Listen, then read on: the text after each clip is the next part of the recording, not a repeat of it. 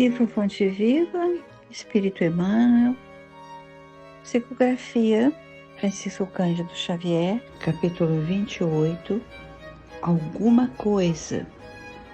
Não necessitam de médico os que são sãos, mas sim os que estão enfermos.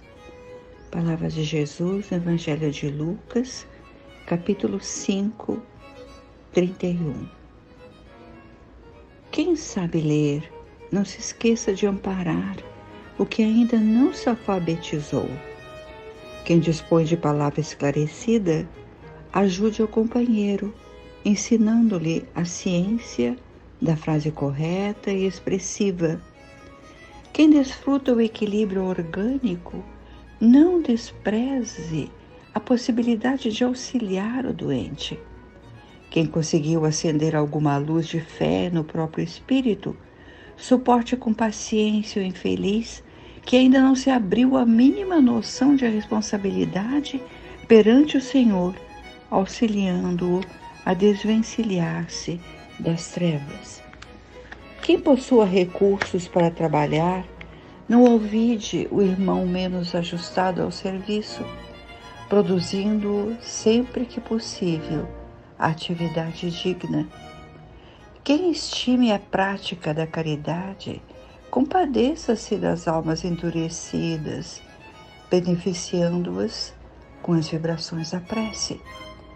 Quem já esteja entesourando a humildade, não se afaste do orgulhoso, conferindo-lhe com o exemplo os elementos indispensáveis ao reajuste.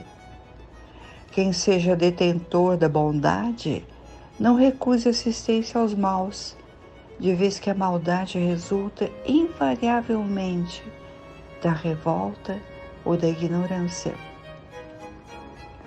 Quem estiver em companhia da paz, ajude os desesperados. Quem guarde alegria, divida a graça do contentamento com os tristes.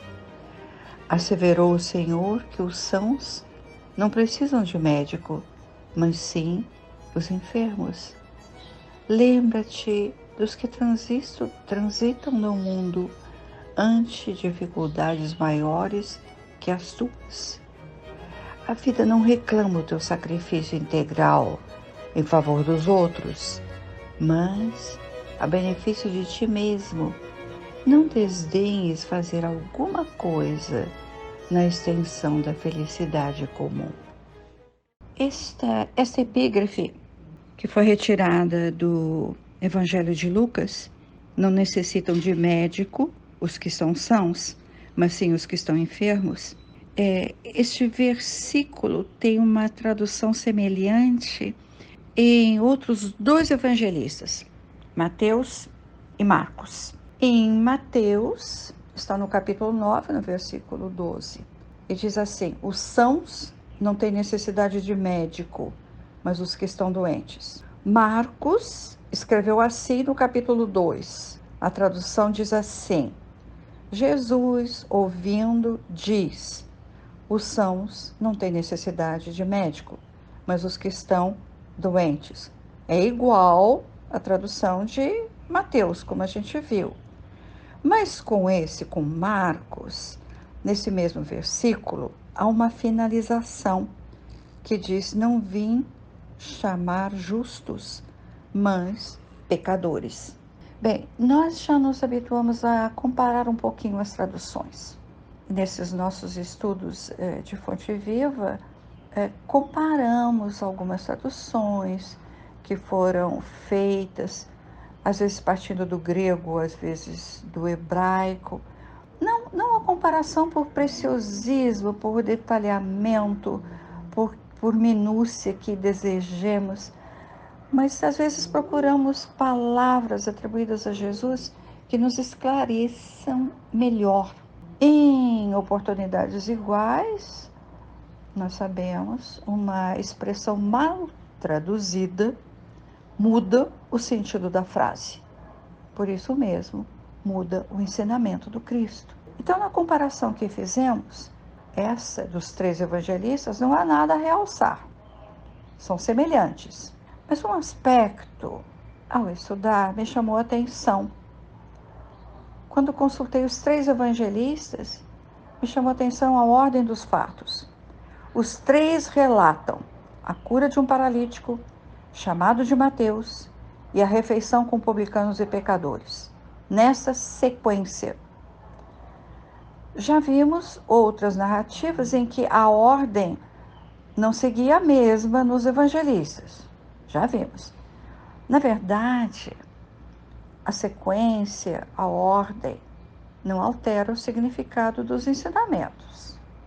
Claro. Mas, por exemplo, neste momento, Jesus está em Cafarnaum. Mas Mateus diz que Jesus viera de Gadara. Gadara foi naquele momento daquele obsediado, né? Que quando ele pergunta o nome diz sou legião. Lembrando de Gadara, do outro lado do lago de Genezaré.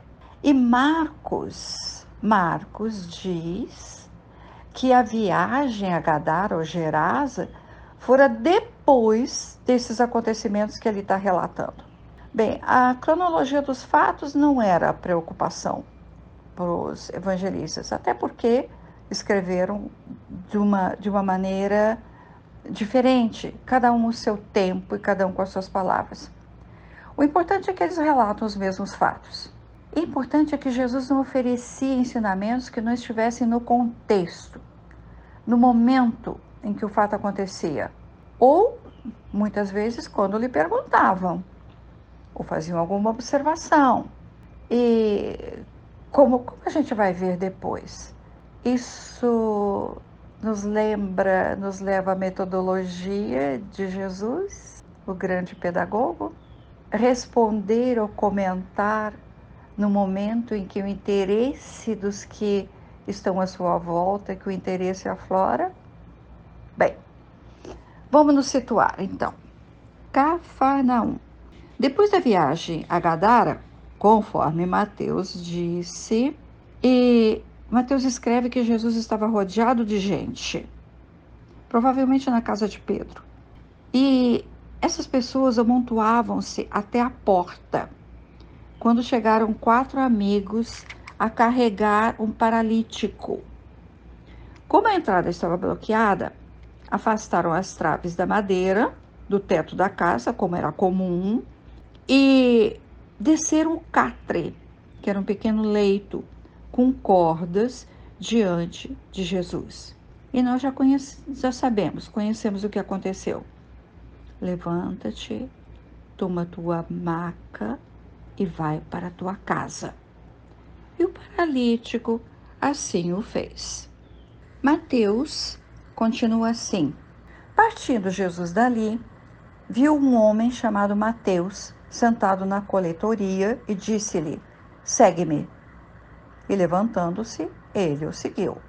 Mateus relata nesse momento o chamado de Jesus que Jesus fez para ele, Mateus.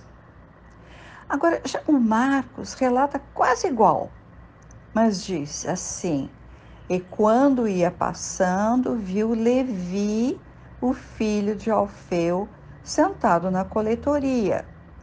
Lucas também menciona Levi, quer dizer, quando Mateus escreve os seus apontamentos, já se chamava de Mateus, enquanto os outros empregam o nome com que ele era conhecido antes de seguir Jesus, Levi. Bem, lembramos que os coletores de impostos eram os agentes do tesouro público. Assim, os romanos, os dominadores, davam o nome aos coletores. O coletor cobrava taxas de pedágios, de trânsito de mercadorias, de caravanas, do comércio, de alfândegas e tudo que pudesse. O povo, que era oprimido por eles, odiava, é claro, os cobradores, até porque eles cobravam mais do que deviam para aumentar os seus rendimentos. Nesse momento eu imagino que muitos estarão pensando Os homens mudaram um pouco. Bem, então, era uma classe desprezada e comparada aos pecadores. Mas Torres Pastorino diz que esses pecadores tinham sentido o significado de transviados, fora do caminho certo, não bem como nós pensamos em pecadores hoje. E Pastorino ainda diz: Jesus afronta fariseus e escribas ao escolher um desses homens como discípulo, após olhá-lo atentamente à sua mesa de trabalho. E Levi abandona sua mesa e segue-o. E mais ainda, Levi leva Jesus à sua casa, oferece-lhe um grande banquete, despede de seus amigos e colegas de profissão em Cafarnaum. Os fariseus se escandalizam e observam para os discípulos: por que o vosso mestre come com os cobradores de impostos e pecadores? Nós lembramos bem que os judeus não admitiam participar de refeição com os gentios cristãos. Lembramos como Paulo foi criticado por isso? E mesmo depois da morte de Jesus, entre os cristãos, e como Paulo, como vimos, como sabemos, mesmo depois da morte de Jesus, os cristãos que vinham do judaísmo, eles recusavam alimentar-se ao lado dos cristãos gentios. Mas ouvindo os fariseus, que o acusavam por estar comendo com os pecadores, Jesus disse: os sãos não precisam de médico, mas sim os enfermos. Está aí o versículo de Fonte Viva. E Mateus e Lucas coloca outro versículo depois disso. Nós lemos o que Marcos colocou no mesmo versículo, Lucas ainda coloca um outro versículo. Depois desse diz: não vim chamar os justos, mas os pecadores, para a reforma mental. É assim que Lucas escreve. Bem, assim foi feito o banquete de Levi, ou, como em algumas traduções diz, a refeição com publicanos e pecadores. Quem já assistiu o filme Jesus de Nazaré, de Zeffirelli? Zeffirelli coloca nesse banquete de Levi a narrativa de Jesus da parábola O Filho Pródigo ou Os Dois Irmãos. Será que nós podemos dizer que Zeffirelli usa de uma licença poética quando ele coloca a parábola neste banquete de Levi? Porque os evangelistas não colocam a parábola nesta sequência. Mas nós sabemos, nós sentimos que o Zeffirelli foi muito feliz em filmar a narração de Jesus olhando para o Pedro, que estava à porta. Será que no momento em que Jesus olhava, o Pedro era o filho mais velho da parábola, contradizendo o pai, que recebia o filho pecador, encarnado nesse momento por Levi? No Evangelho segundo o Espiritismo, que foi editado em Paris em abril de 1864, por Kardec, no capítulo 24, este capítulo tem o título Não ponhais a candeia debaixo do alqueire.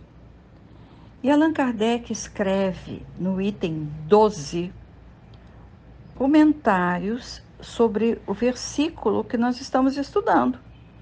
E transcrevendo o capítulo 9 de Mateus, ele coloca o capítulo 9 de Mateus, do versículo 10 a 12, e dá um título a esse item: não são os que gozam saúde que precisam de médico.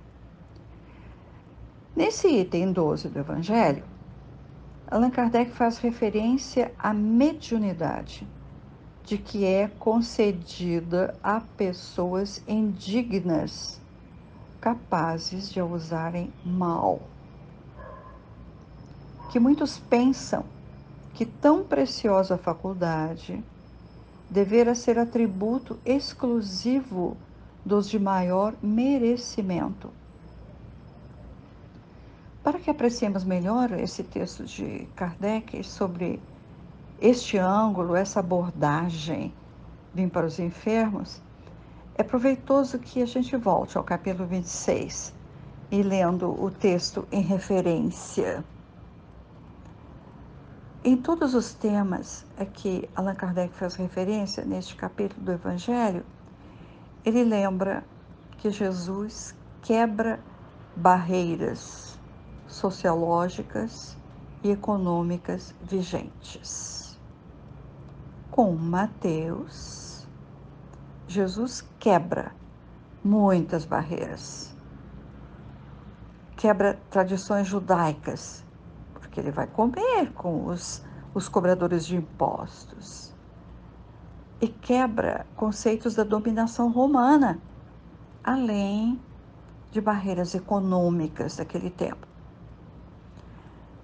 Afinal, nós podemos pensar agora, quem sabe que todos nós estamos em concerto, mas concerto com S, porque concerto com C é muito harmonioso para nós.